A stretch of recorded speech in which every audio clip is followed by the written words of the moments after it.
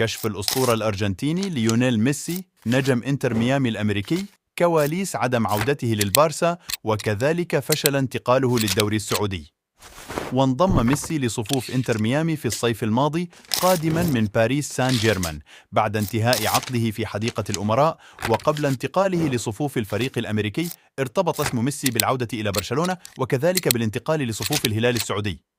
وقال ميسي في تصريح لصحيفة تايم الأمريكية عقب فوزه بجائزة أفضل رياضي لعام 2023: خياري الأول كان العودة لبرشلونة، لكنها لم تكن ممكنة. لقد حاولت، لكن هذا لم يحدث.